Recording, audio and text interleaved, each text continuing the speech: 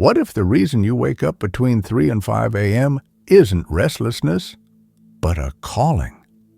Ibn Arabi said, "When God wakes his servant, it is because he wishes to speak to him." Stay till the end.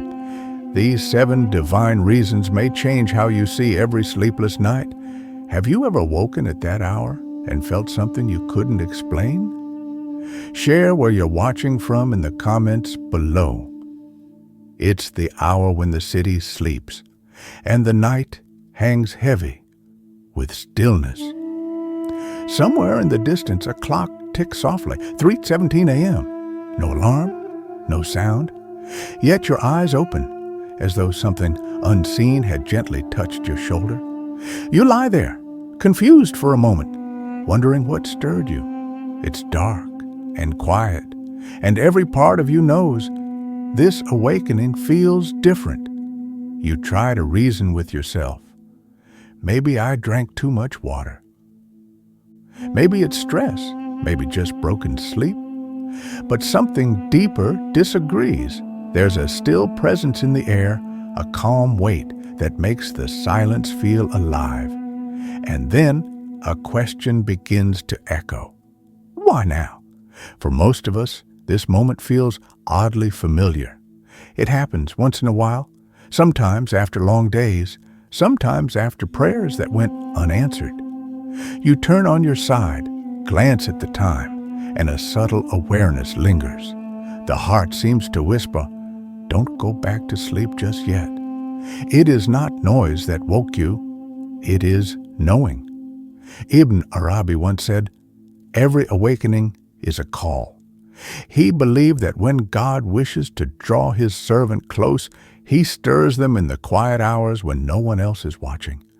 The noise of the world is gone, the voices have fallen silent, only the heart remains, and in that emptiness, something begins to speak. Think about your own life. You rush through the day, deadlines, messages, faces, traffic. By the time you lie down, your heart is exhausted, buried beneath thoughts. But then, deep in the night, a small stirring breaks through that exhaustion. Maybe this isn't interruption. Maybe it's invitation. Maybe the one who made your heart is knocking softly upon it. At this hour, the veil between the seen and unseen grows thin. You may notice your breath feels lighter, your chest a little more open. There is no demand, no voice, only a sense that you've been noticed. And when the soul is noticed, it responds. Pause for a moment and ask yourself, has this happened before? Have you ever woken at an unusual hour and felt something you couldn't name? A peace, a question, a presence? In those moments, how often did you roll over and bury it?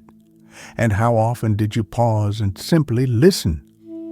For those who listen, a truth begins to unfold. Awakening is never without purpose. The one who commands the sunrise does not disturb a servant's sleep without meaning. Ibn Arabi described this as the secret hour, when the heart is closest to its source, and the soul is reminded of where it came from. Maybe you were awakened because your heart was heavy and he wanted to lighten it. Maybe your thoughts were tangled and he wished to show you clarity. Or maybe, and this is the simplest truth, he missed hearing your voice.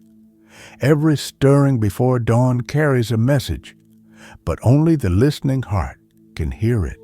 So the question becomes, will you treat this as a coincidence, or will you recognize it as a calling? This is where our journey begins. Because behind every unexpected awakening hides a reason. And if you stay with me, we will explore the 7 divine reasons why Allah may be waking you between 3 and 5 a.m. Reasons that cleanse, guide, and awaken the soul. Through every day, your heart absorbs more than you realize. A harsh word from a loved one, a glance that wounds, an argument you regret, a memory you replay too many times. They all leave quiet marks on the soul. You might forget them, but your heart doesn't. It carries them like small weights tucked into invisible corners. By night, when the noise fades, those weights begin to surface. And when Allah wakes you between 3 and 5 a.m., it may not be to disturb you, but to free you. Ibn Arabi described the heart as a mirror that reflects divine light. But as we move through the world, that mirror gathers dust. Pride, resentment, distractions, unspoken grief. When the light no longer reflects, he wrote, it is not because the sun is gone, but because the mirror is veiled. In the stillness before dawn, when the veil's thin, the soul is offered a chance to polish that mirror again. Imagine this. You argued with someone earlier in the day. Hours later, you've gone to bed. You tell yourself it's over. But when you wake in the darkness, your chest feels tight. A thought returns. A face reappears. That is not coincidence. It is the heart saying, there is something here you have not yet released. In that hour when everything else sleeps, God invites you to cleanse, not through grand rituals, not through eloquent words, but through a single moment of awareness. To whisper, Ya Allah, I forgive, or I seek forgiveness. And with that, a knot begins to loosen. Many Sufis called this hour the washing of the heart. Just as water removes dust from the body, remembrance removes heaviness from the soul. When Allah wakes you at this time, He is not punishing you with sleeplessness. He is granting you a private bath for the unseen self. Think about how easy it is to overlook these small knots. Someone's comment lingers. A disappointment hardens. A missed opportunity turns into quiet bitterness. You carry it day after day, unaware that it clouds your prayers and dulls your joy. Then one night, you stir awake, not because of noise, but because your heart is knocking. Clean me, it whispers. I am too full. Ibn Arabi taught that the journey to God begins within the heart. When God wishes to purify a servant, he said, He wakes him at the hour of truth. That hour is between 3 and 5 a.m., when your consciousness is still soft, your ego asleep, and your soul closest to the unseen. It is there, in the tender quiet, that cleansing happens most easily. You don't need perfect words. You don't need long supplications. Sometimes a single tear is enough. Sometimes silence is the most eloquent prayer. The point is not the form, it is the release. Ask yourself, what did today place upon my heart that I don't need to carry into tomorrow? Maybe it's guilt, maybe pride, maybe grief you've never named. Whatever it is, God already knows. He only wants you to notice it too, because noticing is the beginning of healing. So when you find yourself awake in the hours before dawn, don't rush to close your eyes again. Sit up, breathe, let your heart speak. You might find that the pain you thought was punishment was actually purification. For in those quiet moments, the Lord of the worlds bends close, not to test you, but to tenderly wipe the dust from your heart. And when the heart clears, the light returns. There are moments when life feels like a crossroads, decisions pulling in different directions, prayers waiting without reply, and a mind tangled in too many voices. You ask for guidance, but all you hear is silence. Then one night, without plan or reason, your eyes open between 3 and 5 a.m. You look around, nothing moves, nothing calls, and yet something in you feels awake, alert, almost expectant. That too may be a sign. Ibn Arabi taught that not all divine communication comes as words. Some messages arrive as timing. He said that at certain hours, the heart is tuned to receive truth, and the dawn hours are among the clearest. When Allah wakes you before sunrise, it may be because He wishes to show you something your waking mind could not see. Think about it. By day, you move through noise, opinions, notifications, demands. Every thought is interrupted, every prayer shadowed by distraction. But at 4 a.m., when the air is still and your mind is soft with half sleep, something changes. You stop talking, you start listening. And in that silence, clarity begins to whisper. Maybe it's a sudden calm around a decision you feared. Maybe it's a thought that keeps returning, not loud, but steady.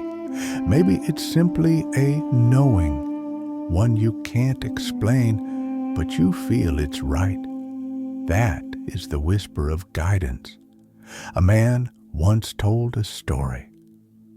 For months, he had prayed for direction, whether to leave a job that was draining his soul. Every day, his mind argued both sides. But one dawn, around 4:10, he woke unexpectedly. There was no reason to be awake. He sat in the dark, breathing, not thinking.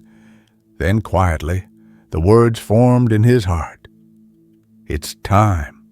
He felt peace, not excitement, not fear, just peace.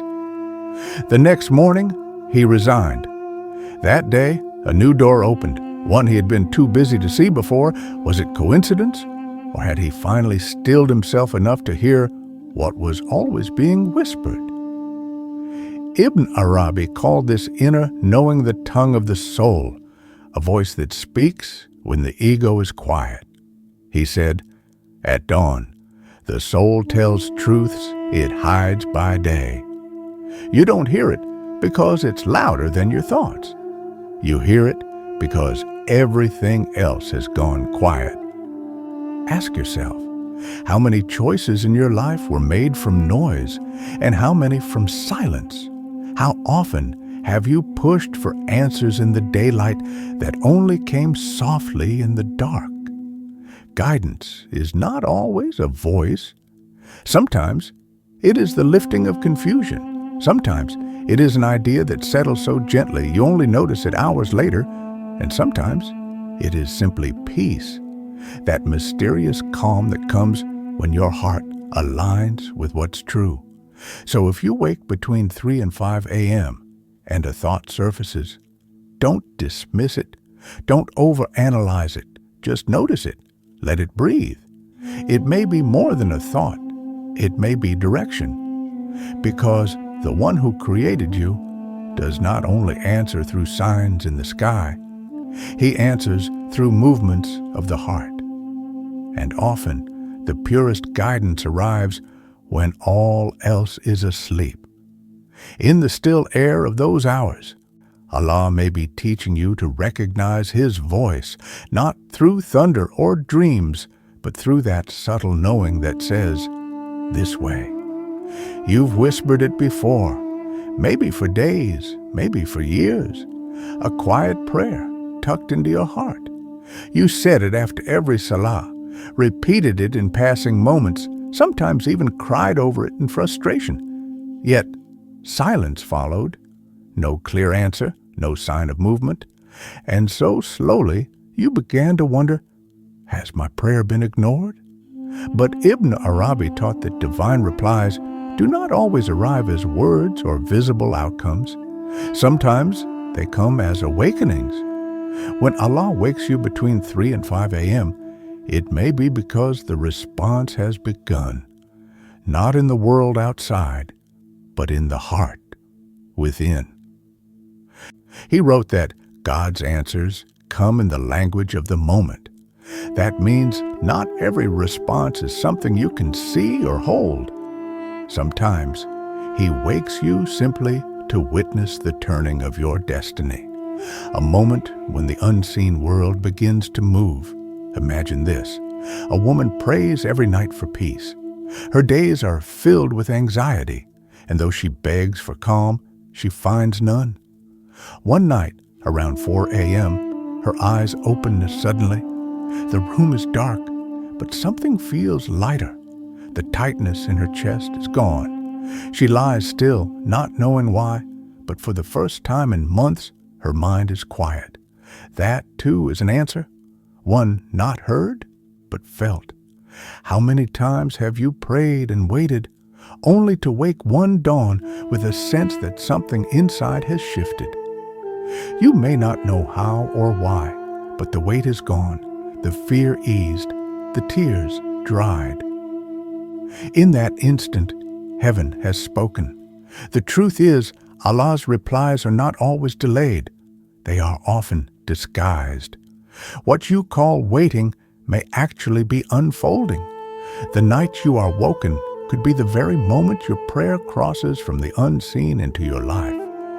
Ibn Arabi believed that when the heart opens at dawn, it becomes a mirror for divine action. The servant who is awake, he said, witnesses the breath of God entering his affairs. It's as though God is saying, "You asked, now watch." Sometimes the answer is a realization that what you prayed for was never meant for you. Sometimes it is a release, the strength to let go. And sometimes it is simply presence, a sense that you've been heard, that you're no longer alone in your struggle. Ask yourself, how many times have you mistaken silence for neglect when silence was mercy? What if the answer to your prayer was not a change in your circumstances, but a change in your heart? Between 3 and 5 a.m., when you wake without reason, remember this. You may not be called to speak. You may be called to receive. In those minutes, the unseen might already be moving in your favor. When the Lord who hears all hearts invites you to wake, it is not to remind you of waiting. It is to show you that you were never forgotten. Not every awakening feels peaceful. Sometimes it comes with restlessness, a weight on the chest, a racing mind, an unexplainable unease. You glance at the clock, 3:42 a.m., and sigh. You want to roll over, to force yourself back to sleep, but deep down you sense something more. This isn't just insomnia. It feels purposeful, almost personal. Ibn Arabi spoke often about wakefulness of the heart. He said that when God wishes to elevate a servant, he first tests their awareness. Will they recognize the call or dismiss it as coincidence? For some, the call comes through peace. For others, through discomfort. Both are divine, for both awaken the heart. During the day, distractions keep us busy enough to avoid inner noise. But at night, in stillness, the truths we buried begin to rise. Regrets, guilt, unanswered questions. They surface not to torment you, but to remind you of what still needs healing. When Allah wakes you with restlessness, He's not punishing you. He's turning your gaze inward. Think about it. When do you usually pause and reflect on your soul? Rarely in comfort, often in unease. It is discomfort that makes the heart look upward. Ibn Arabi taught that the sign of the chosen soul is that it is stirred before it is spoken to. In other words, before divine clarity comes, divine disturbance arrives to prepare you. Imagine a young man burdened by choices he regrets. During the day, he distracts himself, work, screens, conversations. But one night, he wakes before dawn, heart pounding, memories flooding back. He sits up, unable to sleep, and in the quiet, begins to weep. He realizes he's been running, not from people, but from himself. That night, awareness begins. Sometimes Allah shakes you not to harm you, but to wake you. Just as a friend might nudge you from dangerous sleep, He stirs your heart through discomfort so you won't keep living unaware. That's why even pain at this hour can be sacred, because it turns you toward Him. Ask yourself, when was the last time you woke unsettled and chose to listen instead of escape? What if that ache in your chest was a question from your Lord? Where are you going? The Sufis taught that awareness itself is worship. You don't always need words or actions. Sometimes, simply noticing the sign is enough. Awareness means refusing to live blindly, to pass through divine touches without reflection. So the next time you wake in discomfort, pause. Don't label it restlessness. Don't rush to scroll through your phone or close your eyes again. Sit for a moment and ask, what is this feeling trying to show me? Maybe it's a call to repent. Maybe it's a reminder of gratitude. Maybe it's simply God saying, remember me. In that pause, you pass the test, because you've chosen remembrance over neglect, awareness over ignorance. And awareness, that silent acknowledgement of His nearness, is itself a prayer. The one who wakes you in the night is not asking for perfection, only attention, to notice, to feel, to remember. For the heedless sleep through signs, but the awake soul learns to read them. All day long, the body rules. You feed it, dress it, move it, satisfy it. Every sound, every touch, every task belongs to the world of form. But somewhere behind your breath, another part of you waits, the unseen self, the one that cannot be fed by bread or rest. By the time night falls, that self is starving. And when Allah wakes you between 3 and 5 a.m., it may be because your soul has begun to hunger. Ibn Arabi called the pre-dawn hours nafas al-ruh, the breath of the soul.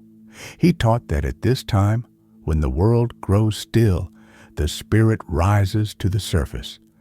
Seeking remembrance while the body sleeps, the soul yearns to reconnect with its source.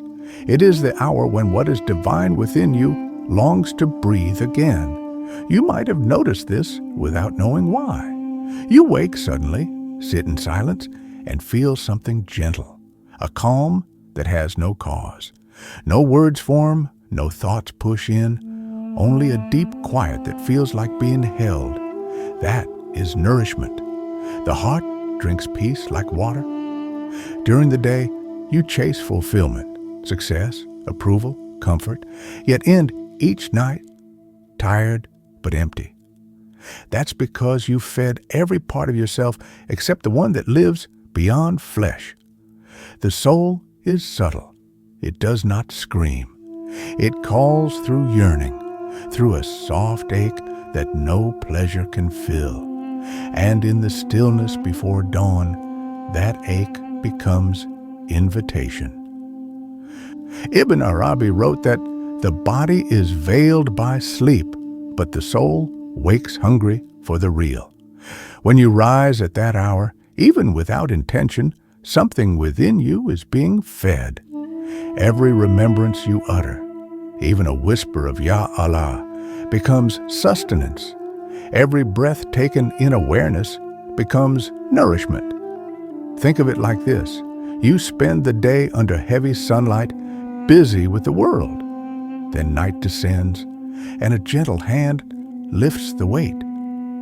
The silence you feel at dawn is not emptiness. It's renewal. It's your soul returning to balance. There's a reason why those who taste the sweetness of that hour carry a certain light through the day. They seem calmer, more patient, more centered, not because life is easier, but because they have eaten before the world began to rush. Their hearts are full before the noise arrives. Ask yourself, when was the last time you gave your soul a meal? You give your body breakfast every morning. What do you give the part of you that will outlive it? Perhaps that's why Allah stirs you awake in these sacred hours, to invite you to the unseen table, to serve you peace instead of food, remembrance instead of noise. You don't need long rituals or eloquent words. Sometimes a single deep breath taken in gratitude is enough to feed the spirit. Sometimes simply sitting in awareness, knowing you are being watched with mercy, is more nourishing than any act. So the next time you wake at that hour, don't rush to fill the silence. Let it feed you. Let your heart drink from that unseen well. For what the world drains by day, God restores by night. And when your soul is full, your life changes because a nourished heart can face any storm with grace. There are moments in life when everything feels uncertain. Crossroads, closed doors, or choices too heavy to carry alone. You try to plan, to predict, to force things into place. Yet no matter how you move, something unseen seems to rearrange your steps. Ibn Arabi said, "Destiny is not a prison of stone, but a river that flows toward its source. And every prayer, every awakening changes its current." Between 3 and 5 a.m., that river runs closest to you. It is the hour when decrees are written, when unseen threads are woven into the fabric of your day. If Allah wakes you then, it may be because He wants you to witness the turning of your own fate, not from the outside, but from within. Reason 6. The alignment of destiny. Every soul walks with a written path, but that path is alive. Through remembrance, supplication, and intention, it bends, shifts, blossoms. The Sufis call this the breathing of destiny. When you rise in those still hours and utter even a single prayer, you are not speaking into emptiness. You are adding breath to your fate. Consider this. A man prays every night for a new beginning, though he feels trapped in the same routine. Then one morning, after being stirred awake at 4 a.m., he sits in silence, reflecting, surrendering. By noon, an unexpected message arrives, an opportunity, a door he never saw before. Was that coincidence? Or had destiny already begun to move while he was sitting in stillness? Ibn Arabi wrote that what is written in heaven may open upon the earth through a servant's whisper. In other words, your prayers and your awakenings are partners in shaping what unfolds. The moment you rise, the unseen begins to shift. A decision clears, a burden lightens, a path appears. Sometimes this alignment is subtle. You wake early, ask for peace, and find that day surprisingly gentle. Other times, it's life-altering, an awakening before a major turn, a move, a meeting, a loss. In each case, Allah invites you to witness that He alone arranges and realigns what you could never control. Ask yourself, how many times did life change after a night you couldn't sleep? How many turning points began in hours you wished away? What if those moments were not restlessness, but rewriting? Now comes the 7th reason, the one Ibn Arabi called the highest station of awakening. Reason 7, the invitation to intimacy beyond cleansing, guidance, and destiny. There lies a deeper secret, love. When God wakes you between 3 and 5 a.m., it is sometimes for no other reason than that He misses hearing your voice. Think about it. The world is asleep. No one is calling you, messaging you, needing you. In that sacred quiet, He calls you not for duty, but for closeness. Not because you're strong, but because you're His. Ibn Arabi said, when God wakes His servant, it is because He wishes to speak to him. And how gentle that speech is. No thunder, no demand, just a still presence filling the air around you. The Creator of worlds stirs your soul, saying softly, I am near. This is intimacy, unease, a word the Sufis used for the warmth that grows when the lover and beloved share silence. You may not hear words, but your heart feels seen. You may not know what to say, but something in you whispers back, I'm here. Consider a woman who wakes at 3:30 a.m. for no reason. She sits, wrapped in her blanket, staring at the window. She doesn't pray aloud. She doesn't know what to ask. She only says softly, Ya Allah. Her chest eases, her breath deepens, and tears come, not of sorrow, but recognition. That too is a conversation. In that moment, the entire purpose of her awakening is fulfilled. Not to receive, not to ask, but to be with Him. This is the highest wisdom Ibn Arabi hinted at, that between 3 and 5 a.m., heaven's veil draws back slightly, offering a glimpse of the nearness you were created for. Every breath, every tear, every quiet remembrance becomes a form of communion. And when dawn breaks, the one who answered the call carries something unseen, a fragrance of intimacy, a softness that others notice but cannot name. The heart that has met its Lord before sunrise walks through the day with light. So if you wake and find yourself alone in the dark, remember, you are not being disturbed, you are being invited. The author of your destiny has asked you to sit with Him a while, and whoever answers that invitation never leaves empty. Nothing is random. Every sign is an invitation.